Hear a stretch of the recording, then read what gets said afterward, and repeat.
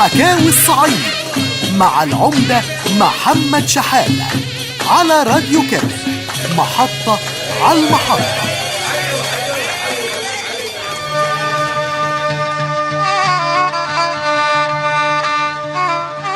أعزائي المستمعين، السلام عليكم. النهاردة بإذن الله هنتكلم عن عادات الخطوبة في الصعيد. أول حد بيكون حريص على إن الواد يتجوز هي أمه. ليه؟ لأنها طبعا عايزة تفرح بولدها وتشوف عياله قبل ما تموت.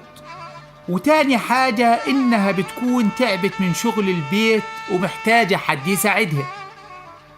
وطبعا علشان الواد هيتجوز في بيت أبوه، ومرته طبعا هتساعد أمه في شغل البيت، لأن الست في الصعيد وخصوصا زمان كانت بتطبخ وتخبز وتغسل وتنظف البيت وتربي العيال وتربي المواشي والطيور، وده طبعا مجهود كبير محتاج عدد كتير من الستات. علشان كده أهل الصعيد بيجوزوا بناتهم في سن صغيرة وبيخلفوا عيال كتيرة، وساعات فيه ناس منهم بتتجوز أكتر من وحدة ست. نرجعوا المرجوعنا، وقبل الخطوبة بتروح أم العريس واخته يزوروا بيت العروسة اللي وقع عليها الاختيار، وغالبا كانوا بيخطبوا الأطفال عندنا وهم صغيرين، يعني مش بيتعب في الاختيار، بيبقوا عارفين رايحين لمين. وأم العريس أو أخته بيكون ليهم دور كبير في الاختيار، هل العروسة دي تنفع تتجوز ولدهم ولا لا؟ فأم العريس تقوم تروح رايحة ناحية العروسة وتاخدها في باطها، تحضنها يعني. وده ليه هدف طبعا، مش عشان هي وحشاها ولا حاجة، لا، ده عشان تشم جسمها ومناخيرها، علشان تتأكد إن مفيش ريحة وحشة طالعة من بقها أو طالعة من أنفها أو طالعة من تحت باطها. واللي بيكون ليها ريحة في الأماكن اللي ذكرناها دي بيسموها عندنا بخرة، وده عيب كبير في الفتاة عندنا، ممكن يؤدي إن الجوازة تبوظ. وكانت برضو بتشوف شعرها وتطلب منها مثلا إنها تعمل لها شاي أو قهوة أو أكل معين، زي كده اللي كنا بنشوفه في أفلام ماري منيب زمان.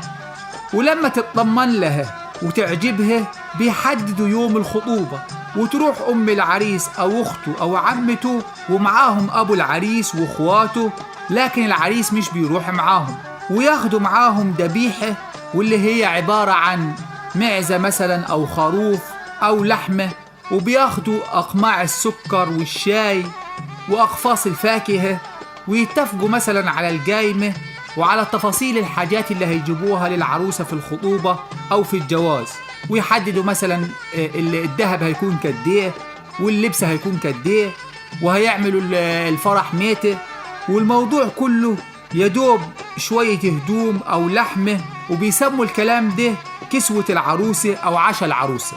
وطبعا بيعملوا ليلة الخطوبة وبيدعوا فيها أهل القرية وبيقدموا المشاريب والوكل للمعازيم. لكن معظم حفلات الخطوبة في الصعيد بيغني فيها بعض شباب القرية، مش بيجيبوا فرق ولا حاجة من برا أو مغنيين من برا أو رقاصة. ودايما الشباب بيبدأوا الليلة بالصلاة على النبي، ويقولوا أول قولة وبداية وبالصلاة على النبي، بالصلاة على النبي، حسينا بك وجينا لك ومبارك يا عريس، ومبارك يا عريس. وبعد ما يفتتحوا الغنى بالصلاة على النبي يتناوب الشباب في الغنى، كل واحد يغني شوية من بعد العشاء لحد قبل الفجر، ويقول لك ايه مثلا: على كوبايتها يا ولا، على كوبايتها، قبل ما تخطب يا ولا شوف شطارتها، على كبابيها يا ولا، على كبابيها، قبل ما تخطب يا ولا شوف أهاليها. يعني الأغاني اللي هنا موجودة اللي بيقولوها في الخطوبة بتعبر عن عادات وتقاليد الخطوبة، لازم أي واحد قبل ما يخطب واحدة يسأل عليها ويشوف شطارتها زي ما شافت الأم أو الأخت شطارة العروسة دي واختبروها. واحتفالية الخطوبة دي ممكن كانوا بيعملوها على أضواء المصابيح اللي كانت بتدار بالجاز قبل ما توصل الكهرباء في الصعيد، وكان ساعات ناس بتعمل الخطوبة على ضي القمر، وكان الإيقاع اللي بيصاحب الغنى هو الطبلة بس، وطبعا مع تسقيف الشباب، وكانوا الرجالة لوحديهم والستات لوحديهم في مكان تاني، والرجالة لهم غنى خاص بيهم والستات لهم غنى خاص بيهم. مثلا يقول لك ايه: ويا قمح السنة دي يا مايل عالجسور، البنات عايزة تتجوز والقاضي حبسوه، ويا قمح السنة دي يا مايل عالحيطان، البنات عايزة تتجوز والقاضي راح لومان. ليه بيقولوا أغنية زي دي مثلا؟ بيقولوا الأغاني اللي زي دي علشان يحضوا الواد والبت على إنهم يتجوزوا، أو عشان يفكروا في الجواز. يقول لك مثلا على العروسة إيه: ويا بت بيضة من حالك ولا غاسل صابون، والله بيضة من حالي ويش يعمل الصابون. إذن وأغاني الخطوبة مش مجرد أغاني للترفيه والتسلية، لكن كانت فيها نصايح للعروسين، وكمان كانوا أهل العروسين بيتباهوا ويتفاخروا بنسبهم قدام العائلات التانية في القرية. وده طبعا نتيجة للنظام القبلي والعصبية اللي كانت موجودة في الصعيد في الفترة دي، والحد دلوقتي برضو في الصعيد لا زالوا بيتباهوا بالأصل والعيلة. وفي القعدة الجاية بإذن الله أحكي لكم عن عادات الزواج وليلة الدخلة في برنامجكم حكاوي الصعيد مع العمدة محمد شحاتة على راديو كيمت، محطة على المحطة. اقعدوا بالعافية.